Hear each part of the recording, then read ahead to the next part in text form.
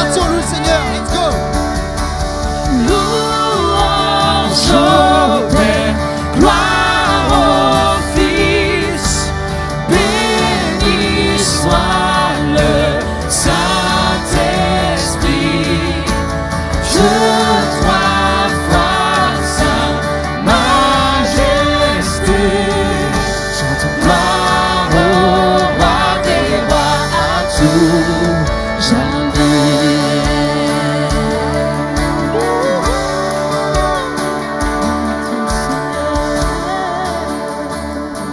Sans espoir, sans repère, quand du ciel tu es descendu pour nous montrer l'amour du Père. À une Vierge, l'ange t'a apparu, comme l'avaient dit les prophètes, et d'un trône de gloire éternelle, tu es né dans une étable. Louange au Père, louange au Père, gloire au Fils, béni soit le Saint-Esprit, Dieu trois fois saint, majesté, gloire au roi des rois à tout jamais.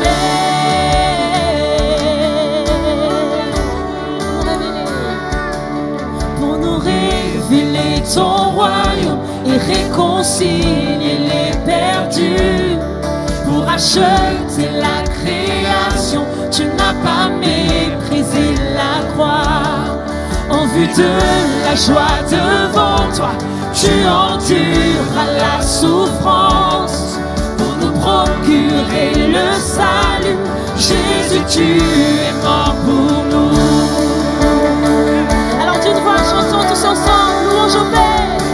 Oh, louange au Père, gloire au Fils, béni soit le Saint-Esprit, Dieu trois fois saint, majesté, gloire au roi des rois à tout jamais.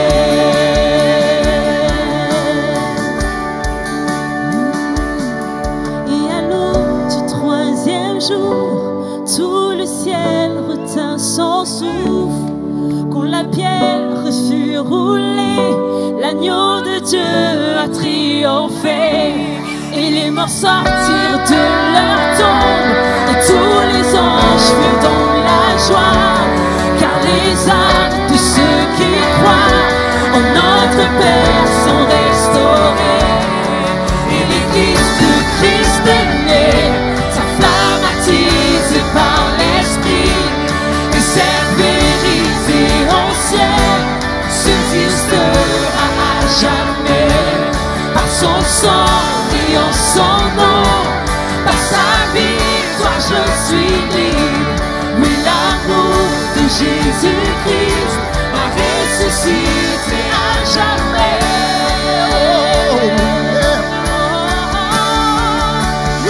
Louange au Père, louange au Père, gloire au Fils, béni soit le Saint-Esprit, Dieu trois fois saint, majesté,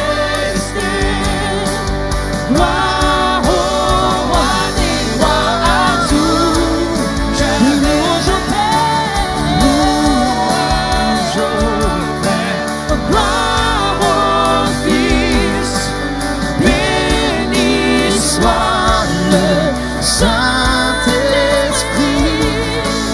Dieu trois fois saint, majesté, gloire au roi des rois à tout jamais. Gloire au roi des rois à tout jamais. Gloire au roi des rois à tout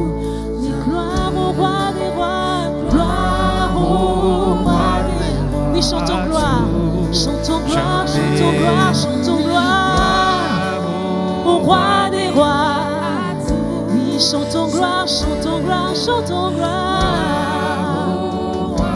Dernière fois, nous chantons gloire. Gloire au roi des rois, gloire au roi des rois, à tout jamais.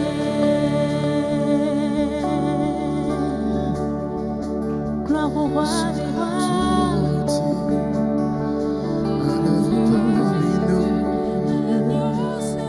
Gloire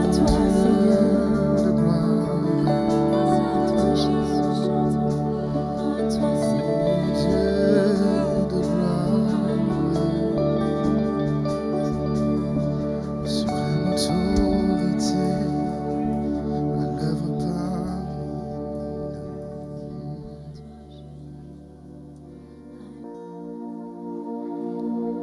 Gloire à toi, Seigneur. Amen.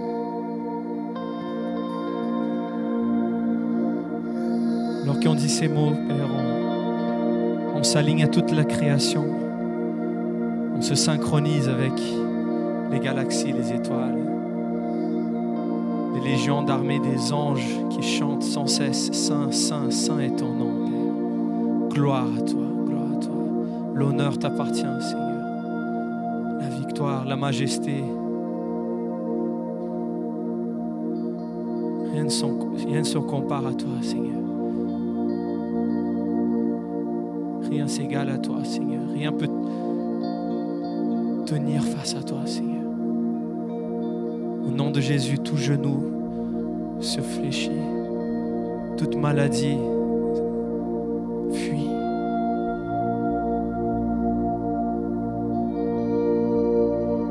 Quel privilège, Seigneur, de te regarder, Père, roi des rois, droit dans les yeux et te dire gloire à toi. Gloire à toi, éternel, Dieu créateur, prince de paix, merveilleux consolateur. Gloire à toi, Seigneur.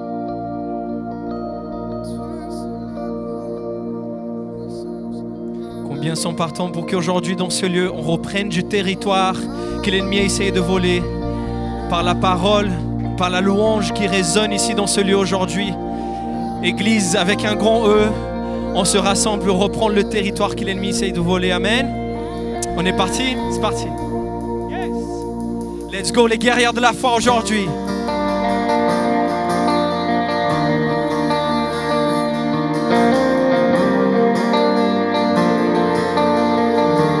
Chantons ensemble, il y a un an. Il y a un an qu'abaisse les montagnes, qui ferait un chemin dans la mer. Je l'ai vu déjouer des batailles là devant mes yeux. Hey! Hey! Il y a une foi qui brave le combat, qui ramène Goliath à genoux. J'ai vu la louange défaire les liens qui m'enchaînaient. Yeah. Chantons-le. Oui, c'est la puissance de ton nom. Une seule mention trace la voie. Les forteresses tombées, il y a la guérison. Cette même puissance vit en moi, celle qui triomphe de la mort. Rien n'est comparable au puissant nom de Jésus. Yeah.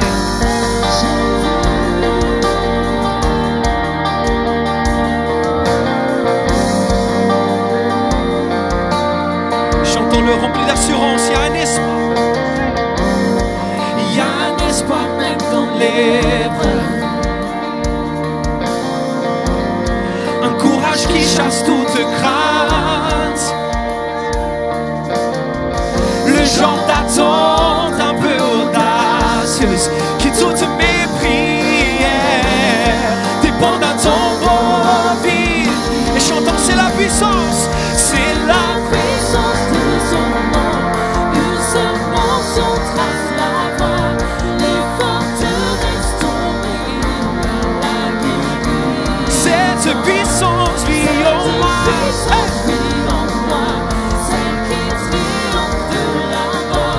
Rien n'est comparable au puissant nom de Jésus. Chante encore. Rien n'est comparable au puissant nom de Jésus. Yeah. Est-ce qu'on peut commencer dans ce lieu à proclamer ce nom qui détruit chaque forteresse, qui détruit les murailles de nos vies, et par la puissance de ton nom.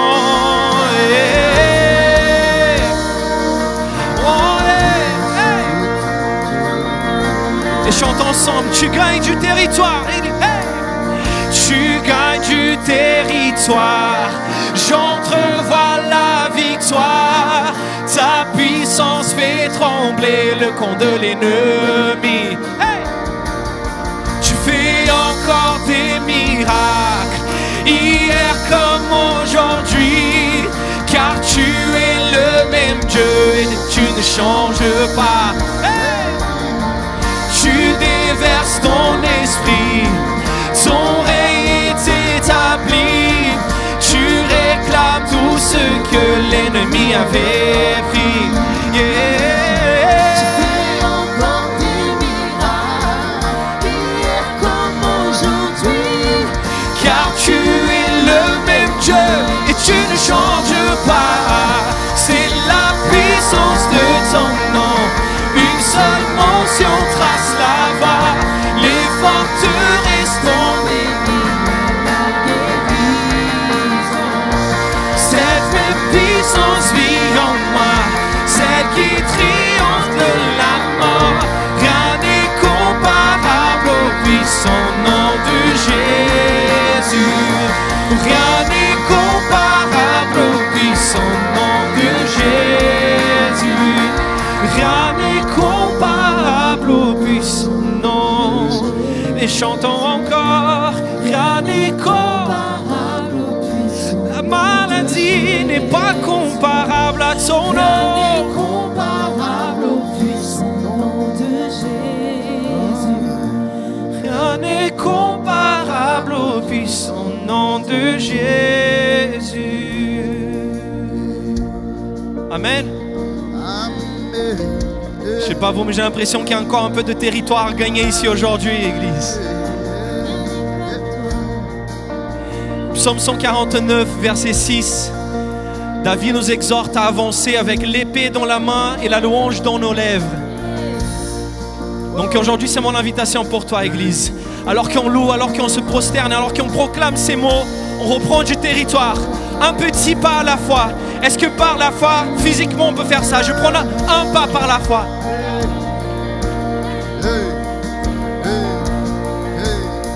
C'est l'armée de l'Éternel qui se ressent, qui se rassemble ici aujourd'hui, Église. Amen. Donc déclarons ça sur notre pays, nos familles, notre situation financière, notre santé. Là on va, on déclare aujourd'hui. Tu gagnes du territoire. Juste encore ça. Et tu gagnes du territoire. Tu gagnes du territoire. Tu gagnes du territoire. Tu gagnes du territoire. Tu gagnes du territoire. Oui, tu gagnes du territoire. Et chantons Jésus est mon territoire. Chantons-le. Et Jésus mon territoire. Jésus, Sa victoire, son sang, sa puissance. Son amour, mon territoire. Son amour, mon territoire. Son amour, mon territoire. Son amour, mon territoire. Chantons-le. Sa victoire, mon territoire. Sa victoire, mon territoire. Sa victoire, mon territoire. Sa victoire, mon territoire. Sa victoire. Encore une fois, sa victoire. Sa victoire, mon territoire. Sa victoire, mon territoire. Sa victoire, mon territoire. Et je déclare, c'est la puissance. Oui, c'est la puissance de ton nom. Une seule mention trace la voie. Les forteresses tombées, il la guérit. Cette même puissance.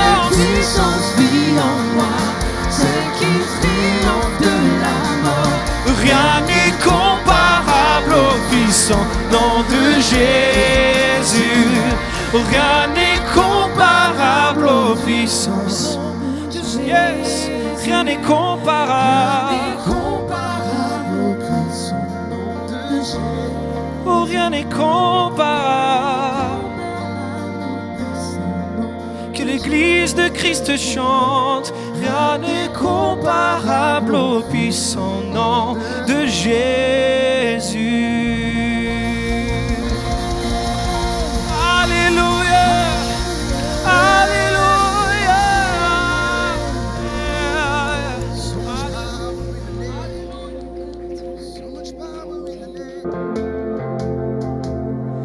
Voici ce pourquoi l'on a prié.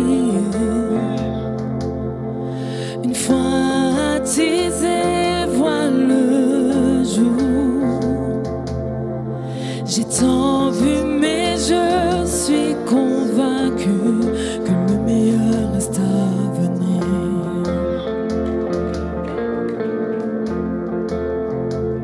Jésus, tu es à l'œuvre en moi.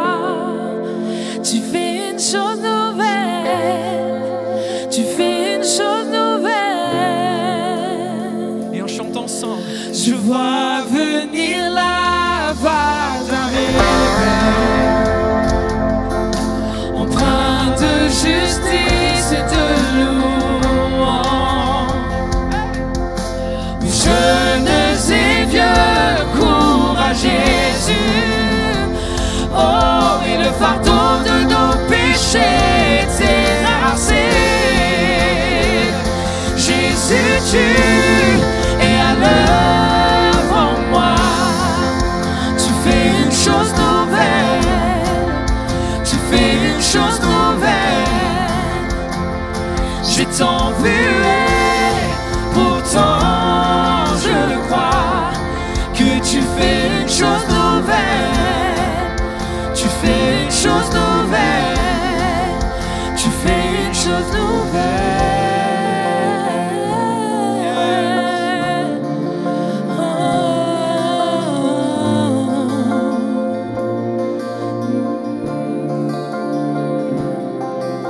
Ton amour ne m'abandonnera pas, tu ne m'abandonnes pas, tu ne m'abandonnes pas, Seigneur.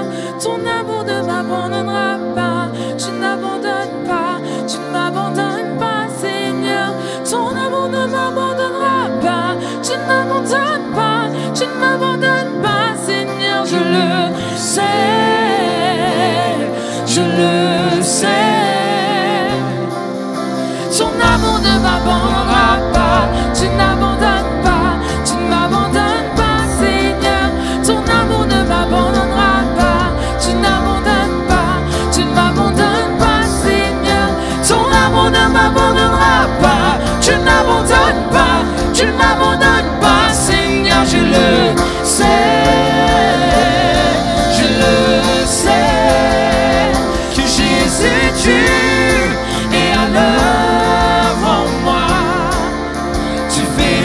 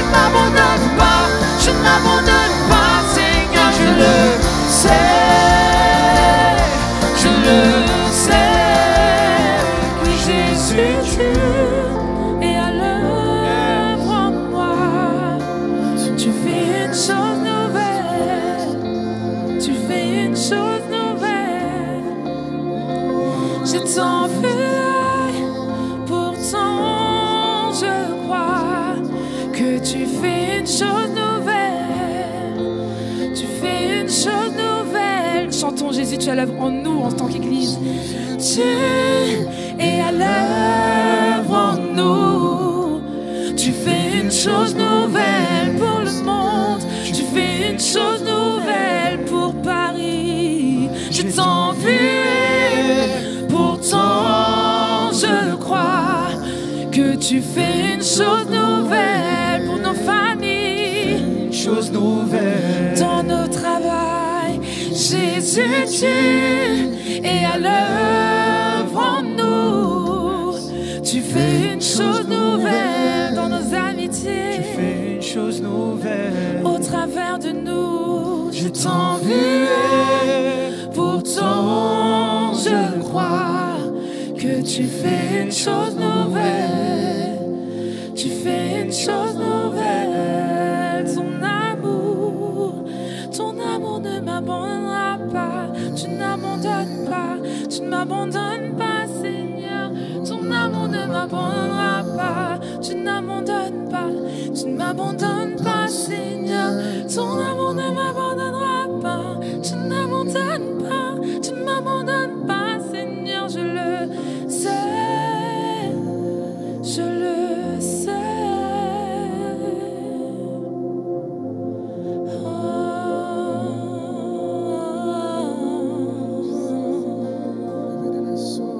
Je sais, je sais.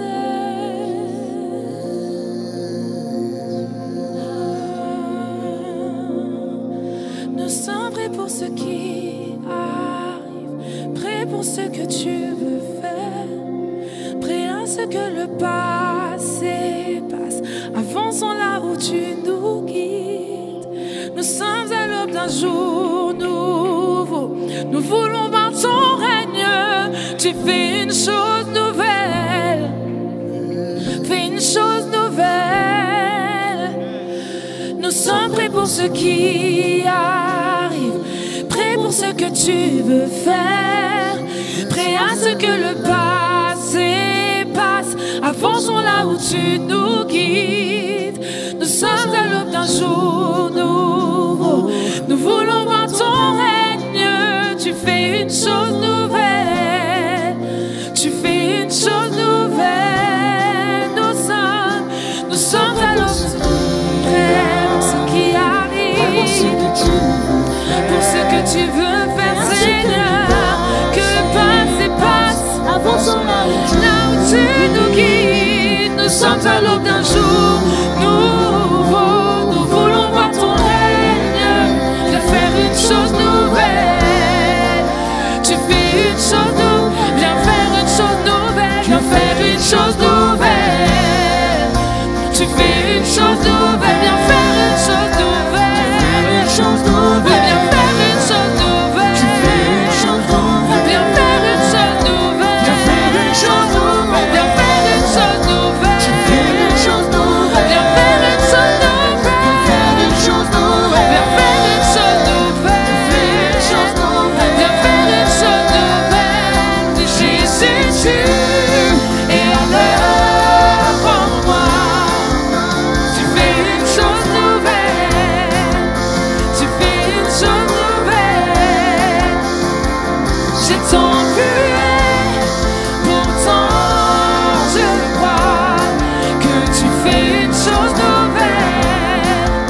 Tu fais une chose nouvelle. Tu fais une chose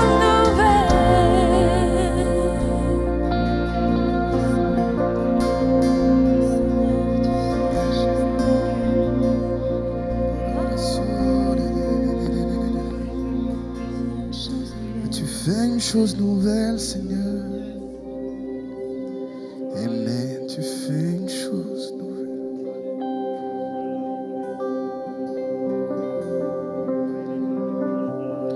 Tu agis, Seigneur, parmi nous.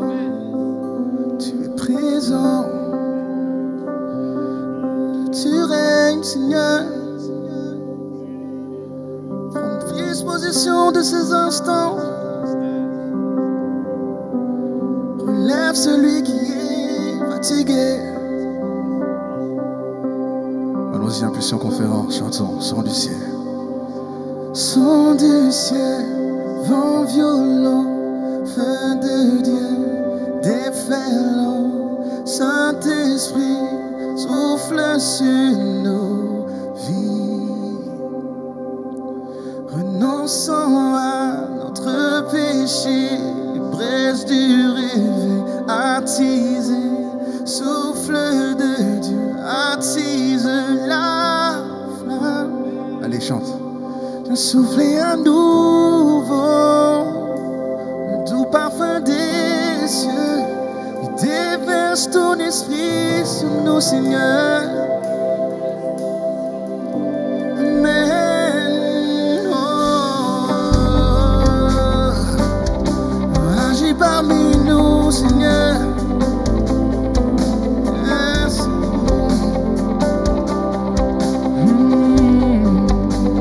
Allez, déclarons ensemble.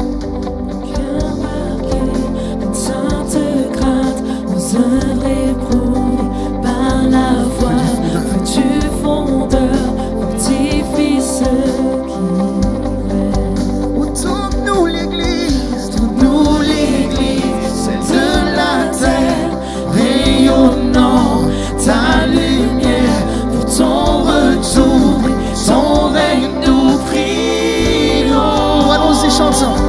Viens souffler à nouveau le tout parfum des cieux.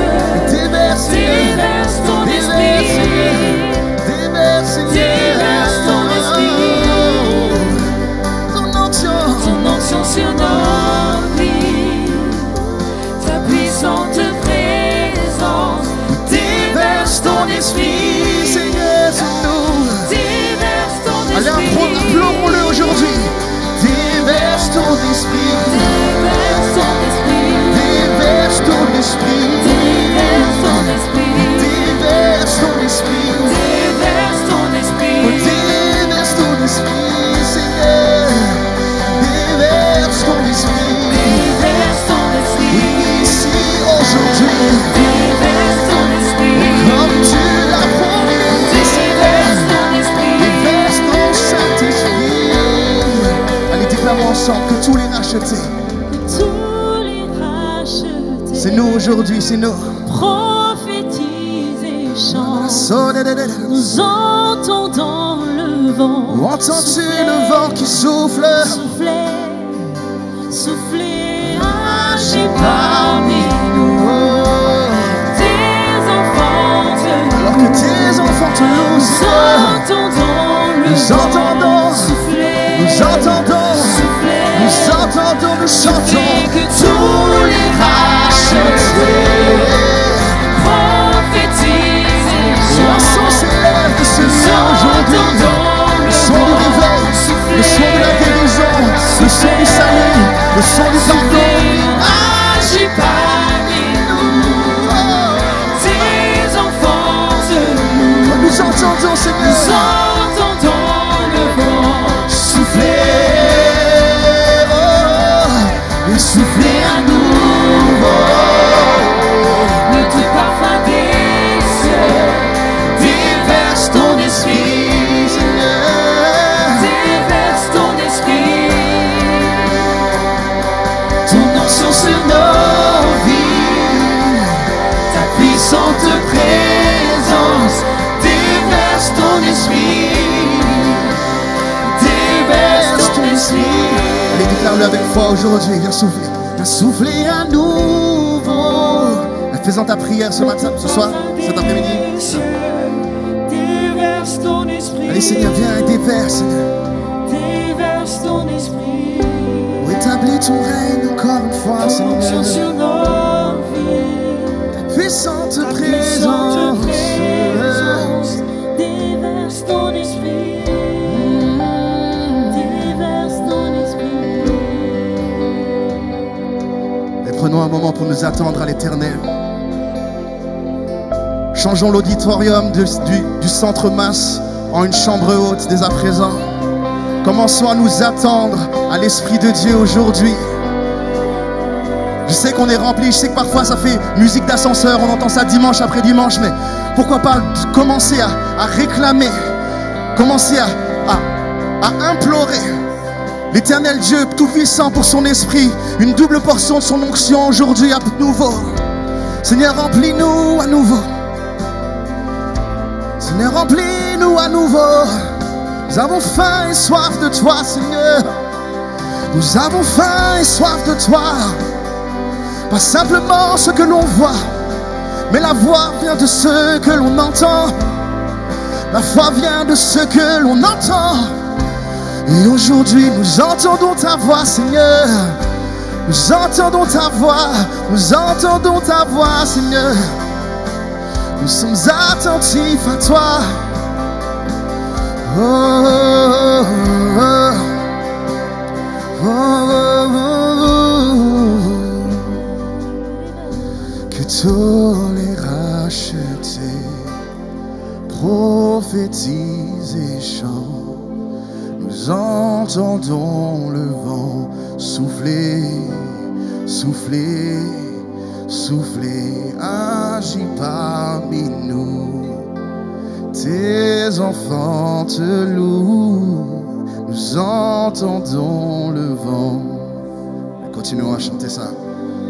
Que tous les rachetés, que tous les rachetés. Oh Seigneur, souffle dans ce lieu, prophétise. Nous entendons. Où entends-tu? Souffler, agis parmi nous. Nous entendons. Nous entendons. Que tous les rachetés prophétisent et chantent. Où entends-tu? Entends-tu? Conférence Impulsion, entends-tu le vent qui souffle, le vent qui tourne? Dieu agit parmi nous. Nous entendons. Oh.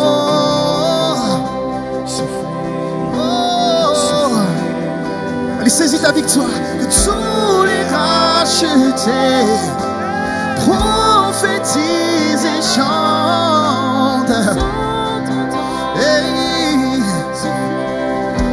Soufflez, soufflez, agis parmi nous. Nous entendons.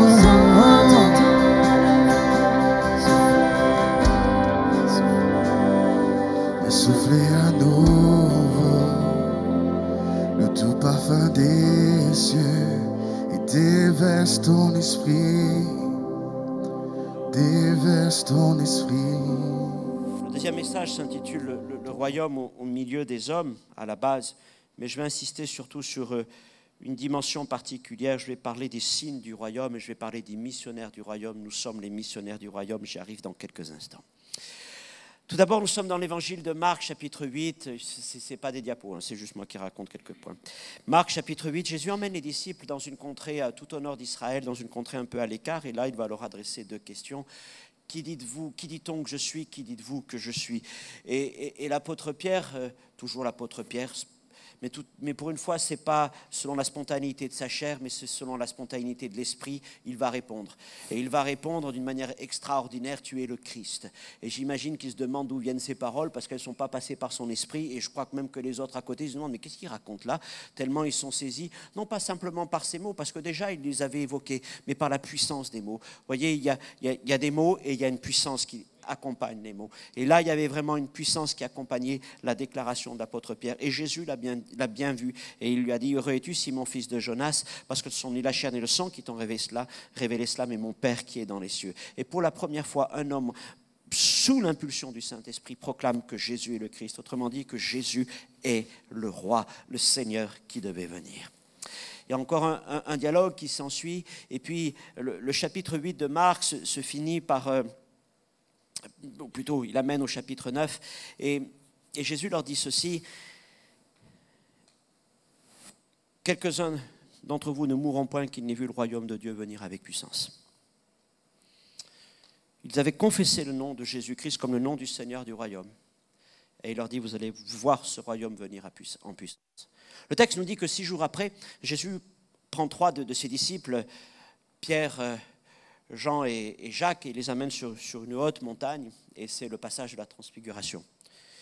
Le ciel s'ouvre, vous le savez. Élie, Moïse apparaissent aux apôtres. Jésus s'entretient avec eux.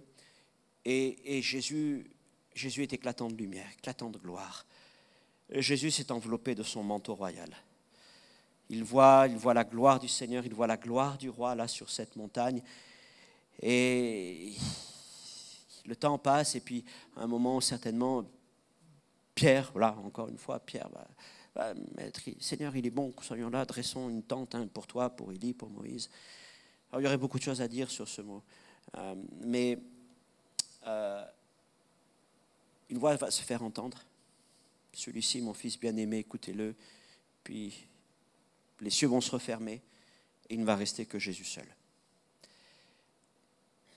Ce jour-là, ces hommes étaient là, presque dans le royaume. Le roi était devant eux. Le ciel était ouvert. Je pense que jamais des hommes ont vu la gloire du royaume aussi fort que ce qu'ils l'ont vu ce jour-là. D'ailleurs, même dans son épître, dans sa deuxième épître, Pierre le raconte, c'est quoi ? C'est presque 30-40 ans plus tard, il le dit, mais nous avons vu les choses de nos yeux, la majesté de sa gloire. Donc tellement il en a été marqué. Mais il n'était pas possible d'entrer dans le royaume depuis cette montagne. Il n'était pas possible d'entrer le royaume depuis cette montagne de révélation, de vision. Il fallait passer par une autre montagne. Mais ça ne serait pas une montagne de gloire parce que le ciel serait fermé. Ce ne serait pas une montagne où on a envie de dresser une tente, mais c'est une montagne qu'on a envie de fuir. Et là, non pas une tente sera dressée, mais une croix. Et vous savez, en disant ça, je vous mets aussi en garde contre les raccourcis spirituels. Parce que des fois, on veut atteindre la gloire de Dieu, atteindre le royaume des cieux depuis la montagne de la transfiguration. Mais ce n'est pas possible. Il n'y a pas de raccourci possible. Il faut d'abord passer par la croix de Golgotha. Parce que c'est là que l'on découvre véritablement le roi dans son humilité. Mais le Seigneur avait dit, vous verrez le royaume de Dieu venir avec puissance. Alors on pourrait se dire, mais ce jour-là, ils ont vu le royaume de Dieu, c'est vrai. Mais il n'était que 3, bon, il avait dit quelques-uns. Mais 50 jours après la mort de Jésus, 40 après sa résurrection, 10 après son ascension, le Saint-Esprit est descendu sur les disciples. Et le ciel s'ouvre à nouveau. Le Saint-Esprit descend, la pièce est remplie, l'endroit où ils sont, peut-être qui est un peu plus petit qu'ici, mais guère plus. L'endroit est rempli de la présence du Saint-Esprit. Et ce jour-là, oui, le royaume des cieux a commencé à descendre au milieu des hommes. L'esprit du royaume est là. Et cet esprit nous accompagne aussi. Cet esprit est au milieu de nous. Cet esprit nous remplit. Cet esprit nous conduit. Et par le Saint-Esprit, nous goûtons déjà au royaume de Dieu. Avons-nous été dans sa présence, dans ces moments où le Saint-Esprit visite une église, visite son assemblée, visite un camp, visite nos vies, que ce soit dans nos chambres, dans l'église. Et c'est déjà le ciel sur la terre. Et le règne de Dieu vient au milieu de nous par son esprit. Alléluia. C'est une pensée que je voulais partager avec vous, mais je vous l'ai dit, je voudrais parler, surtout cet après-midi, des signes du royaume. Tout à l'heure, je vous expliquais que dans cette période intermédiaire du royaume dans laquelle nous sommes, entre ascension ou plutôt entre exaltation et retour de Jésus, entre Jésus remonté au ciel et Jésus qui revient, nous sommes dans cette période où le Seigneur nous a confié finalement les grâces, les bénédictions de son royaume, ses trésors, ses richesses spirituelles. Il nous envoie comme des missionnaires du royaume. Il nous envoie comme des signes du royaume. Et il nous appelle à être des agents d'influence, des agents de propagation de son royaume. Tout comme Jésus s'est approché des hommes en venant sur terre, et à travers lui, le royaume de Dieu s'est approché des hommes, dorénavant, depuis que le Saint-Esprit a été répandu sur terre et que nous sommes remplis du Saint-Esprit, à travers nous, le royaume de Dieu s'approche.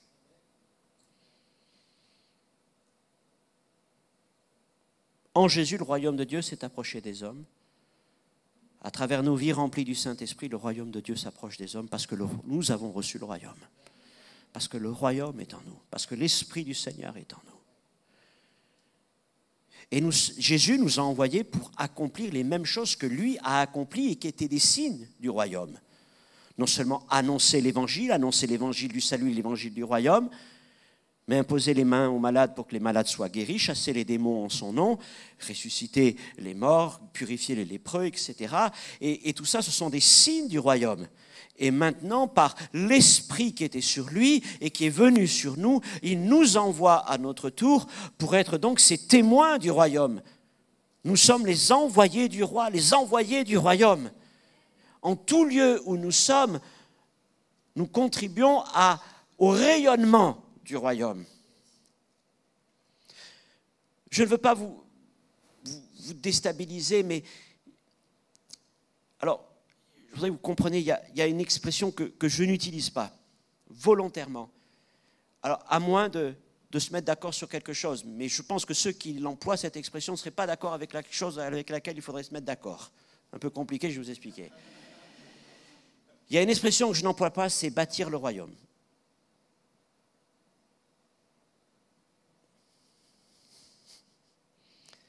Parce que Jésus a dit, je bâtirai mon Église.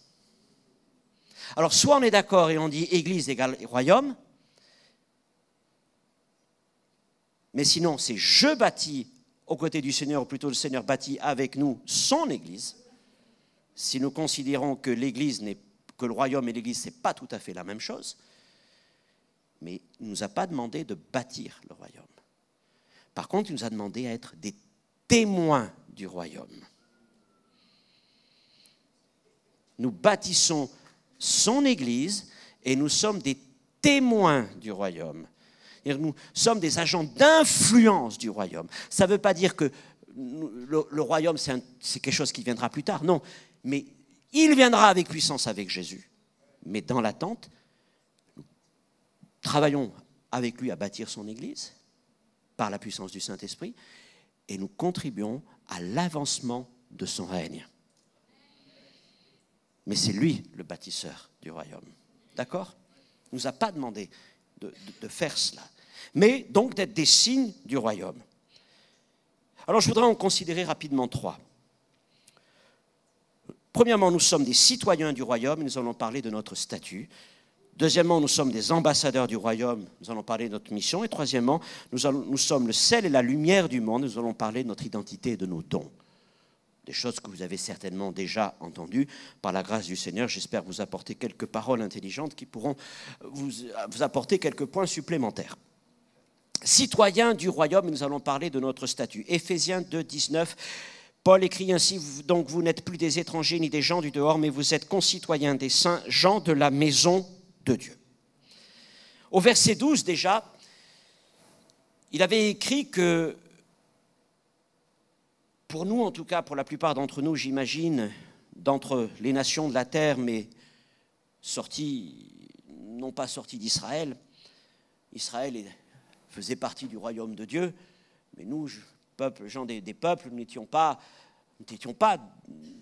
portés par la promesse faite à Abraham, mais par la foi, nous avons été greffés au royaume. Et autrefois, avant de connaître Jésus, nous étions, il l'écrit, sans droit de cité, ça veut dire que nous n'étions pas citoyens du royaume. Mais Jésus nous a rapprochés et il a fait de nous des gens de sa maison. Et il nous a donné une citoyenneté. Et il nous a donné même une concitoyenneté.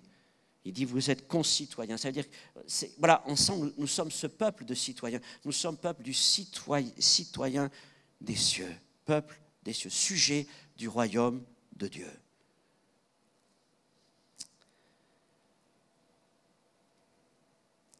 Sujet du royaume des dieux, citoyen du ciel, c'est notre statut. Et nous pouvons être fiers, par la grâce du Seigneur, de cette citoyenneté. Mais alors, que se passe-t-il dans ce monde? C'est vrai, il y a différentes réflexions. Alors, qu'est-ce que ça veut dire être citoyen des cieux? Est-ce que ça veut dire comment est-ce qu'on se comporte sur la terre?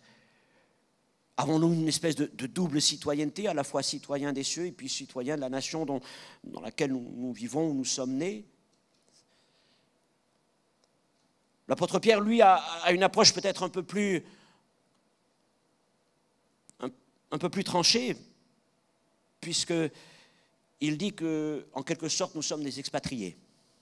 Nous sommes voyageurs et étrangers, ce que l'Épître aux Hébreux dit.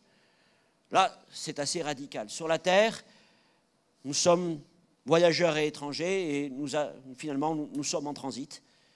Et nous attendons de retourner dans notre pays.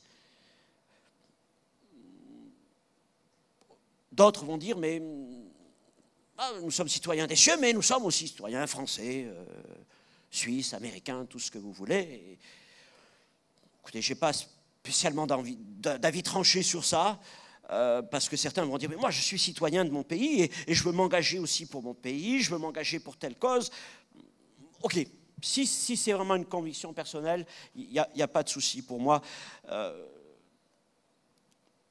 Je pense que, voilà, il faut être trop clair vis-à-vis de comment vous comportez. Moi, personnellement, j'ai tellement voyagé dans tellement d'endroits du monde qu'aujourd'hui, je me sens plus un expatrié, mais surtout citoyen des cieux. Voilà. Bon, c'est comme ça, c'est notre histoire à tout. Par contre, je veux vivre comme un citoyen des cieux résidant sur cette terre. Et pour moi, ça veut dire quoi? C'est mon statut, c'est ma culture, c'est ma façon de vivre.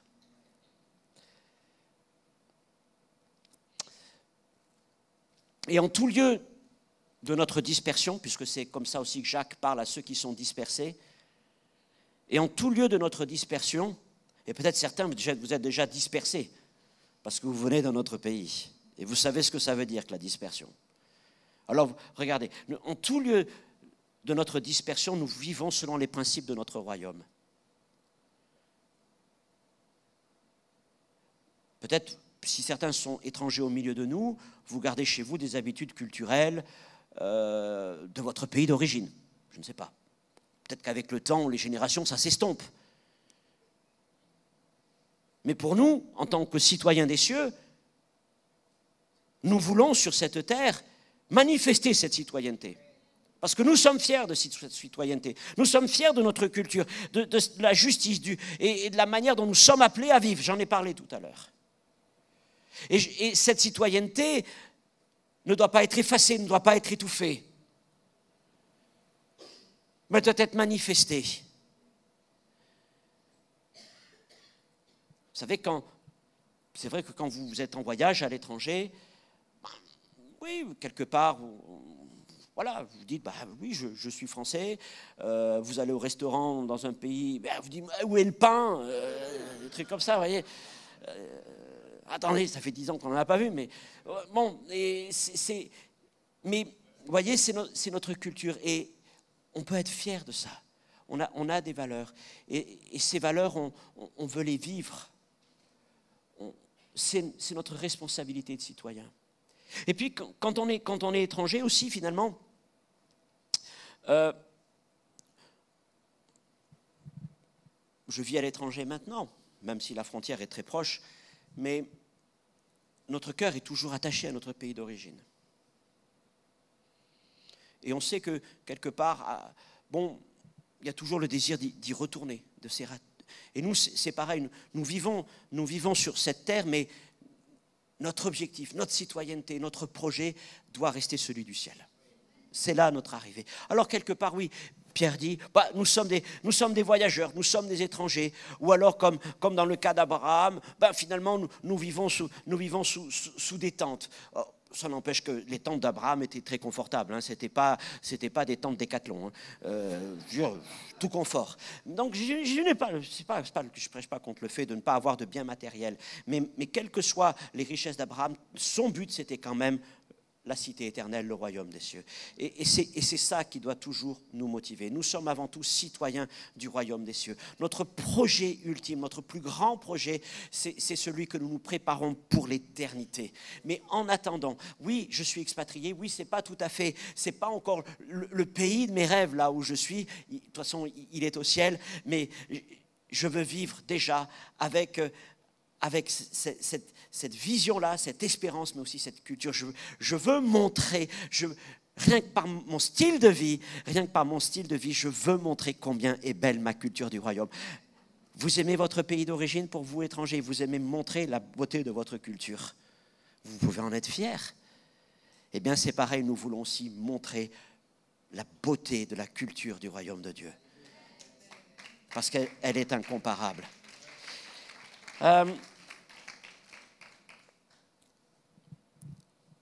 Quand on est expatrié, mais bon, pas à Genève, hein, je veux dire, c'est pas vraiment l'expatriation. Mais quand on va, ça m'est arrivé d'aller loin, parfois très loin, et on aime bien aussi se retrouver avec ceux qui causent comme nous, qui ont la même langue, qui mangent à peu près les mêmes repas que nous. Il n'y a pas des trucs bizarres dans l'assiette par moment. Ça, je connais bien. Vous voyez, des référentiels. On a les référentiels culturels, on a un peu les mêmes fêtes. On va fêter le 14 juillet, on va fêter des trucs comme ça. Et du coup, quand vous allez dans un pays étranger, souvent, vous pouvez avoir comme ça des colonies d'expatriés, surtout quand le pays est très différent. Très différent. Eh bien, nous, c'est un peu pareil. On aime bien se retrouver ensemble. On aime bien se retrouver ensemble pour fêter les fêtes de notre pays céleste, pour partager la nourriture spirituelle de notre pays céleste, pour chanter les cantiques de notre pays céleste, pour célébrer notre roi céleste. Et ça, c'est l'Église. Et l'Église, c'est une nation, c'est un peuple. Et nous sommes heureux de vivre ça. Alors, nous sommes citoyens du royaume. Je suis citoyen du royaume. Tu es citoyen du royaume. Tu es en partie expatrié ici, mais n'aie pas honte. N'aie pas honte de cette citoyenneté. Sois-en fier. Sois-en fier. Non pas orgueilleux, mais fier de servir un tel roi. Alléluia, c'est notre statut. C'est notre statut. Deuxième chose, Christ nous appelle aussi, en tout cas c'est l'apôtre Paul puisque c'est lui qui va l'écrire, à être des ambassadeurs pour le royaume. Et ça, c'est notre mission. Ambassadeurs pour le royaume. Le citoyen expatrié a beaucoup moins d'engagement à l'égard de son pays d'origine, là où il vit. Et là où il vit, finalement, il va vivre comme il veut, en tout cas en respectant le droit local. Mais ses engagements à l'égard de son pays d'origine sont beaucoup plus limités. Bon, des fois, il ne faut pas qu'il oublie de remplir quand même une deuxième feuille d'imposition. Ça, sinon, c'est après... Voilà, il faut pas... Il y a des fois, bon, il y a des choses qui restent comme ça. Il peut toujours, bien sûr, participer aux élections et tout. Mais la plupart du temps, il vit quand même à la vitesse du pays dans lequel il se trouve. Parce qu'il ne peut pas fonctionner tout à fait comme il avait l'habitude de fonctionner dans son pays. Et il va se fondre un peu, le citoyen expatrié, il va se fondre un peu dans la masse du pays dans lequel il est. Il n'en va pas tout à fait ainsi des citoyens des cieux. Parce que si nous nous soumettons aux magistrats locaux, c'est clair, Paul nous demande d'être soumis aux ceux qui nous gouvernent, aux magistrats, de payer nos impôts, de respecter la justice et tout ça, il n'y a pas de souci. Mais nous ne sommes pas simplement, nous ne devenons pas des citoyens passifs, mais nous restons des citoyens actifs de notre pays d'origine. Parce que nous sommes là dans le pays de notre dispersion, dans la ville de notre dispersion, dans le travail de ta dispersion, dans le réseau d'amis de ta dispersion. tu l'apprends peut-être, mais tu es dispersé cet après-midi. Oui, Christ nous disperse et il nous place à un endroit particulier dans sa dispersion.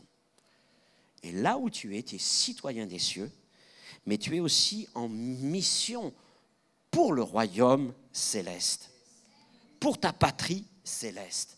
Et la mission consiste, à vivre en honorant ta patrie céleste. Parce que je le disais, c'est vrai que quand on est à l'étranger, bon, à moins qu'on se fiche complètement du pays, mais quelque part, les gens locaux nous regardent. Ah, toi, tu es français. Alors, à Genève, déjà, les Français, ils ont... Vous savez comment ils les appellent? Les frouzes. C'est pas génial, hein? Donc, c'est pour vous dire que... Mais alors... Il y a plein de plaques, il y a autant de voitures immatriculées en France, 74 et 01, que de voitures suisses. Et donc, ouais, des fois, c'est un peu difficile. Mais alors, dès qu'il y a un Français qui fait un écart, oh, voilà, c'est un Français. Ah, c'est un Français. Bon, et donc, on doit vivre là en accord avec les principes du royaume de Dieu. Ça me fait penser juste à une image de la Bible, c'est l'histoire de Lot à Sodome et Gomorrhe. Lorsque les anges viennent visiter Lot pour lui dire « Hé, Lot, il faut qu'on parte. » Lot, bon, ok, je vais prévenir ma famille. Il est allé trouver ses gendres et ses filles mariées. Et le texte dit qu'il a voulu avertir ses gendres, mais qu'à ses yeux, il paraissait plaisanter. Pourquoi ?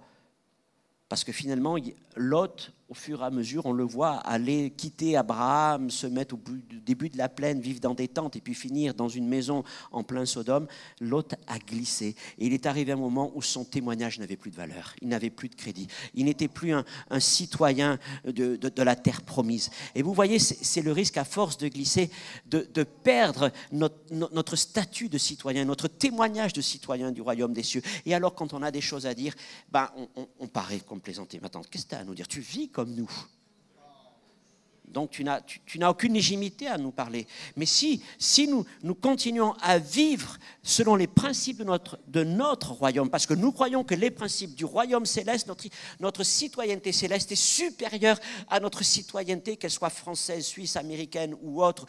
Ok, parce que on le reçoit par les parents, on le reçoit par le sol, par le sang, par tout ce que vous voulez selon les lois, mais là-haut, on l'a reçu par le sang de Jésus-Christ, qui est le plus grand des sangs. Et donc, nous vivons en accord avec les principes du royaume de Dieu pour que, deux citoyens, nous puissions devenir ambassadeurs. Nous puissions devenir ambassadeurs. Alors, un ambassadeur, 2 Corinthiens 5, 20, je ne crois pas qu'il y ait la diapo, et il a mis en nous la parole de réconciliation, nous faisons donc les fonctions d'ambassadeurs pour Christ, comme si Dieu exhortait pour nous. Quelle est la mission d'une ambassade? C'est d'être une représentation diplomatique d'un État auprès d'un autre. De relayer les messages du gouvernement auprès du pays dans lequel est implanté. Alors, là où nous habitons, Genève, c'est une grande ville diplomatique dans le monde. Il y a les Nations Unies, il y a des ambassades, des missions qu'on appelle aussi des missions diplomatiques. Il y en a beaucoup auprès de toutes les organisations internationales qui sont là. Donc, partout en ville, vous voyez, c'est des corps diplomatiques, etc. Et donc, il y a des ambassadeurs partout. Et l'Église a une mission d'ambassade. Nous faisons fonction d'ambassadeurs. Et donc, nous sommes, des représentations, à la fois l'Église, mais chacun d'entre nous. L'Église est une ambassade, nous sommes les ambassadeurs, nous représentons diplomatiquement, nous sommes les représentants diplomatiques du royaume des cieux. C'est-à-dire que nous ne sommes plus simplement des citoyens, mais il y a quelque chose qui devient officiel. Parce qu'un ambassadeur est envoyé. Il y a des lettres qui sont là, des lettres d'accréditation. Et nous avons quelque part des lettres d'accréditation. C'est la grâce du Seigneur, c'est cette proclamation de Dieu que nous sommes devenus des citoyens, mais c'est aussi ce don du Saint-Esprit qui fait de nous des ambassadeurs, qui fait de nous des missionnaires du royaume des cieux. Et donc nous sommes là pour faire entendre la voix de notre chef, de notre roi, de notre Seigneur, à travers la proclamation de l'Évangile, à travers notre témoignage, notre présence. Alors j'ai appris quelque chose parce que mon épouse a trouvé un travail, elle travaillait en France pour l'administration, et puis arrivée là-bas, à Genève, c'était le temps des élections l'année dernière, et puis comme elle avait déjà organisé, elle avait été responsable de bureau de vote ici en France et tout ça, elle connaissait bien tous ces trucs, c'est le consulat de France à Genève qui l'a embauchée. Et là, j'ai vraiment compris avec le temps, bon, je n'avais jamais trop réfléchi à tout ça, mais qu'il y a la différence entre une ambassade et un consulat. Alors ceux qui sont étrangers, vous savez peut-être, si vous êtes en France, qu'il y a la différence entre une ambassade et un consulat. L'ambassade représente l'État d'origine auprès de l'État du pays dans lequel elle est installée. Tandis que le consulat s'occupe des affaires civiles, électorales, militaires, des personnes expatriées du pays. C'est-à-dire que le consulat s'occupe que des Français qui sont en Suisse. Et je trouvais l'image intéressante. Attention que l'Église ne devienne pas simplement un consulat, mais qu'elle soit toujours une ambassade. Oui, elle est un consulat. Elle s'occupe des affaires spirituelles, morales, de la famille, des uns des autres. Mais elle est plus qu'un consulat. Elle est une ambassade. C'est-à-dire qu'elle a une mission de représentation. Elle a une mission de relayer le message du roi. D'accord ? Cependant, l'ambassade n'a pas pour fonction de changer les institutions du pays dans lequel elle se trouve. Elle n'a pas pour but non plus de gouverner le pays ou d'en prendre possession pour le compte de son propre gouvernement. Bon, on sait que beaucoup des ambassades qui sont à Paris ont de grandes oreilles. Ok, mais nous, pas de souci, le Saint-Esprit connaît toutes choses. Mais c'est vrai, c'est une conviction qui est dans mon cœur, et bon, vous n'êtes pas obligé forcément de la partager, puisque c'est une conviction, mais pour moi, Jésus ne nous demande nulle part de gouverner les nations dans lesquelles nous nous trouvons. Et jamais il ne nous dit que c'est en gouvernant les peuples que nous instaurerons le royaume de Dieu. La justice du royaume ne passe pas par une nouvelle législation, par un changement de constitution, mais par une transformation des cœurs que seul l'Évangile peut opérer. Et l'histoire est là pour nous dire que tous les pays qui prétendument sont devenus chrétiens, finalement, se sont corrompus. Ça a commencé par l'Empire romain et ça continue encore par bien des pays. C'est vrai qu'un pays où l'Évangile est là, est encore présent, il y a une grâce de Dieu, je ne dis pas le contraire. Je vis aujourd'hui dans un pays dont la Constitution fait référence dans son préambule à Dieu. Je vis dans un pays, et Genève c'est le plus libéral, c'est le plus proche de la France, mais vous allez dans les cantons d'à côté, dans le canton de Vaud, le canton de Fribourg, tout ça, et encore plus chez les Alémaniques, mais il y a une agence de communication qui s'appelle l'Agence C. Et pour ceux qui sont allés à la Suisse, vous avez déjà peut-être vu ça, mais partout vous avez, sur les bus, sur les panneaux d'affichage, c'est des grands panneaux bleus, et en lettres jaunes, vous avez des versets. Ils ont même fait ça sur des petits sachets de sucre. Et vous avez ça partout. Dire partout, moi, ça fait au moins depuis que je suis arrivé, 3-4 fois, j'ai un panneau d'affichage comme ça, juste en face de mon bureau, et il y a déjà eu des versets. Et donc, il y a une présence en Suisse, il y a chaque année en septembre, à Genève, on a le jeune Genevois, et en Suisse, il y a le jeune fédéral, et c'est en train de se perdre, mais il y avait toute cette présence qui était là. Mais même un pays comme la Suisse, aujourd'hui, est en train, lui aussi, de glisser vers le libéralisme, le relativisme moral. Donc, c'est-à-dire que, quelles que soient les lois, elles ne pourront pas garantir la pérennité de la foi si les cœurs n'appartiennent pas à Jésus-Christ. Alors, nous ne sommes pas là, mes frères et sœurs, les jeunes gens, pour le mot, je ne veux pas rentrer dans toute une discussion sur ça, mais certains parlent de dominer. Non, on n'est pas là pour dominer, mais nous sommes là pour influencer et pour appeler à la réconciliation. Alors, simplement vivre, représenter, c'est ambassadeur, témoigner. Et ça m'amène à la dernière partie, sel et lumière. Ce sont les paroles de Jésus dans Matthieu 5, 13, 15, où il dit que nous sommes le sel de la terre qui lui donne sa saveur et la lumière du monde qui l'éclaire. Donc vous avez déjà entendu de multiples prédications sur le sel et la lumière, et ça c'est un défi pour les prédicateurs. Après, quand on prend un message comme ça, on essaye quand même de réfléchir, Seigneur, donne-moi quand même quelques pensées, parce que ils en ont tellement entendu de trucs dessus que qu'est-ce qu'on va pouvoir dire? C'est pas facile.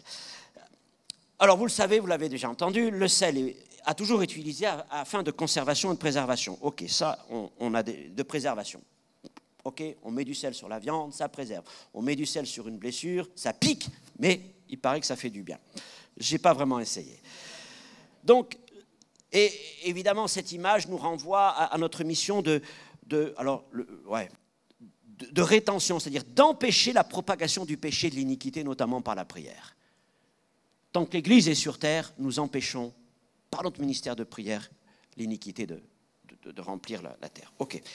Oui, mais Jésus ne parle pas tellement de la préservation ou de la conservation. Mais il parle, quel est le mot qu'il emploie? Saveur. Il insiste sur la saveur. Et vous le savez, la présence du sel exauce le goût des aliments, même les plus fades. C'est un exhausteur de goût. Et même l'aliment le plus fade, on prend toujours cette image, le blanc d'œuf, puisqu'on le retrouve même chez Job, vous mettez du sel, ça change tout. Mais réfléchissez, le sel doit être en contact. Ouais. Et il n'agit que par proximité. Mais là où il est, même si c'est de manière invisible, il laisse son influence. Plongez dans la mer ou l'océan, goûtez votre peau, elle est salée. Le sel a laissé sa marque. Pour moi, quand il est question de cette saveur, il est question de notre identité en Jésus-Christ. Cette saveur que nous avons, cette présence de Christ, ce caractère de Christ, l'amour de Christ, la paix de Christ qui est là dans nos vies. Et j'ai envie de te dire que tu as la saveur de Jésus. Tu as la saveur de Jésus-Christ. Et tu as donc la puissance d'être un exhausteur de goût. La puissance d'exhauster ton environnement. Simplement par ta présence. Simplement par le contact que tu as avec les gens. Et j'entends vos témoignages. À commencer par exemple celui de mon épouse, puisqu'elle part travailler tous les jours. Et puis ceux que j'entends qui travaillent, nous c'est vrai, c'est un peu différent. Par moments on est tellement pris dans des activités de l'Église qu'on oublie parfois ça. Et du coup ça me fait du bien, parce que j'ai eu du temps aussi où j'ai travaillé dans le monde, dans des entreprises, donc je sais. Mais rien que votre présence, là où vous êtes, que ce soit dans votre famille, dans le lieu de vos études, dans le lieu de votre travail, vous commencez à apporter du goût, le goût de Christ, votre goût, vous commencez à transformer les choses. Surtout si vous laissez simplement cette saveur se manifester. Par votre langage, par votre sourire, par votre paix, par votre refus de mentir, de manipuler, d'écraser. Mais tout ça, et ça c'est votre saveur. Et cette saveur, eh bien, elle se dépose au fur et à mesure sur les uns et sur les autres. Des fois, vous ne le voyez pas véritablement. Des fois, on ne voit pas le sel qui tombe. Hein. Des fois, il est où le sel? S'il est trop fin, extra fin.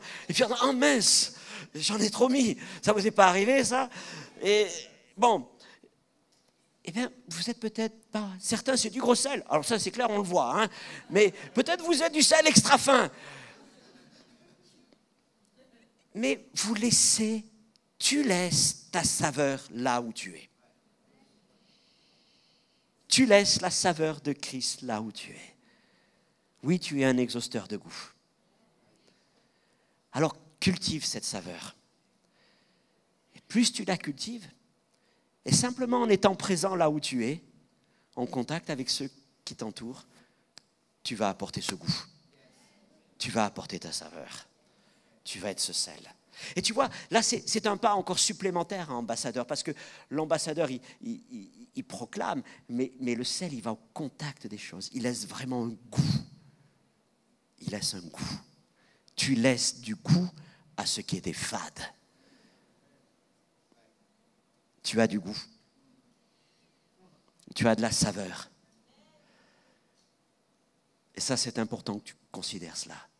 Parce que Christ vit en toi. Tu as de la saveur. Ne dis pas « je suis fade ». Ne dis pas « je suis sans goût ». Ne dis pas que je passe inaperçu. Mais sans faire de la pensée positive, considère que Christ a mis en toi sa saveur. OK? Alors avançons un petit peu, comme ça je ne vais pas être trop long, et finissons par la lumière. Jésus nous appelle à éclairer les hommes par notre témoignage. Matthieu chapitre 5, verset 18, « Que votre lumière luise devant les hommes afin qu'ils voient vos bonnes œuvres et qu'ils glorifient votre Père qui est dans les cieux. » Et cette lumière, c'est la présence du Saint-Esprit. Ce n'est pas une lumière que nous fabriquons, mais c'est une lumière que nous portons. Cette lumière, elle n'a pas besoin d'entrer en contact.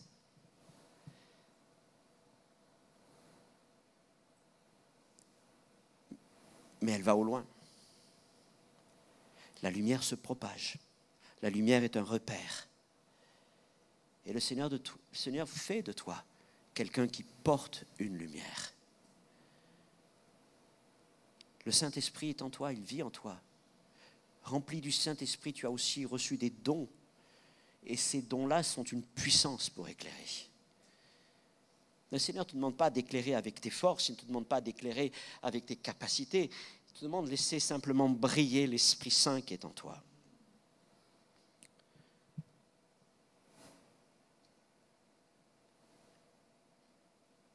Je sais que c'est parfois compliqué parce qu'on est dans un monde de telles ténèbres que allumer une lumière et tout de suite ça se remarque. Et alors tous les yeux se braquent, se tournent vers nous. Vous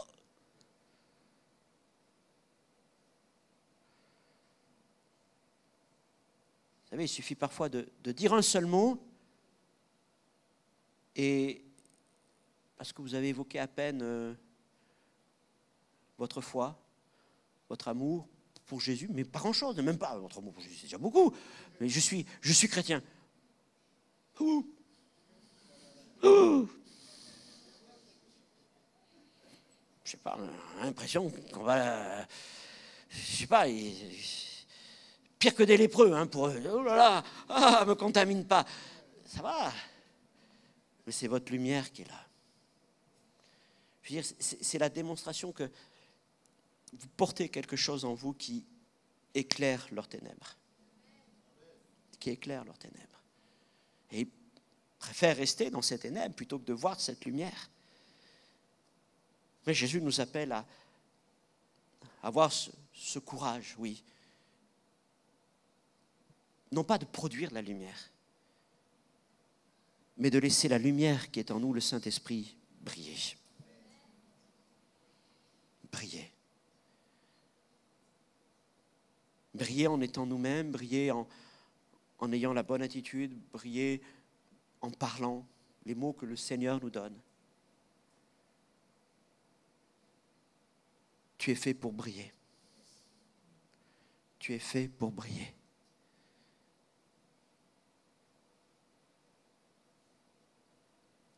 Et si tu dis, mais moi, qu'est-ce que je suis? Rappelle-toi de ce petit buisson ardent qui brûlait dans le désert. et qui a détourné le regard d'un homme qui passait par là conduisant son troupeau. Et cet homme, attiré par cette lumière, est allé jusque vers le buisson. C'était Moïse. Ce n'était qu'un petit buisson. Mais à l'intérieur de ce buisson, il y avait un feu dans lequel le Saint-Esprit, le Seigneur, le Fils de Dieu lui-même se manifestait. Tu n'es peut-être qu'un buisson, qu'un tout petit buisson. Mais si tu laisses cette lumière brûler, cette lumière s'allumer, qui sait si un jour, ce n'est pas un Moïse qui va se détourner pour voir la lumière qui sort de toi. C'est la mission que Christ nous confie. Être citoyen. Voilà ce que je suis. Je suis fier de ma citoyenneté. J'aime le royaume de Dieu. J'aime mon roi. J'aime célébrer le roi avec mes frères et sœurs. Nous sommes concitoyens. Et puis, nous sommes ambassadeurs. C'est-à-dire que nous ne sommes pas là simplement des gens isolés. Oui, oui, c'est mon pays. Non, nous sommes en mission pour notre pays céleste. Et cette mission consiste à être du sel, une saveur de Dieu, la saveur de Christ, et à être une lumière qui brille, le Saint-Esprit qui a été répandu en toi. Nous sommes ces signes d'influence, de propagation, ces signes d'encouragement. Nous sommes les missionnaires du royaume de Dieu. Là où le Seigneur t'envoie, je l'ai dit, que ce soit dans ton travail, que ce soit dans tes études, dans ton cercle d'amis, que ce soit le lieu dans lequel le Seigneur te conduise, que tu travailles dans l'administration, que tu travailles dans la police, dans l'éducation, que tu travailles dans les hôpitaux, que tu travailles pour telle ou telle entreprise, pour telle ou telle banque, dans tel milieu, que ce soit sportif, culturel, médiatique ou autre, partout, vous êtes le sel de la terre. Et Jésus vous envoie pour exhauster le goût de ceux près desquels il vous disperse. Le Seigneur nous disperse. Et j'ai ce verbe, oui, je m'arrête encore, je finis simplement sur ça, disperser, parce que peut-être quelqu'un est là, tu es venu ici et tu te dis, mais je me sens si loin, si dispersé de mes origines. Si dispersé. Peut-être tu te dis ici, dans cette grande ville de Paris, tu es là véritablement comme un étranger. Mais le Seigneur te rappelle que tu es un citoyen, une citoyenne des cieux. En tout lieu. Et qu'il t'a amené ici, non pas pour subir, non pas pour être passif, mais qu'il t'a donné des lettres d'accréditation pour être un ambassadeur, une ambassadrice de son royaume. Comment être ambassadeur quand on reste simplement auprès des siens? Pour être ambassadeur, il faut partir. Il faut quitter. Et plusieurs, nous pouvons dire, le Seigneur nous a amenés à quitter. Et c'est comme ça que nous sommes vraiment rentrés dans cet appel. Alors tu n'es pas dans cette ville, dans ce lieu, dans ce pays, pour rester sous le couvercle. Mais tu es là pour briller. Parce que Dieu a fait de toi un témoin, un missionnaire de son royaume.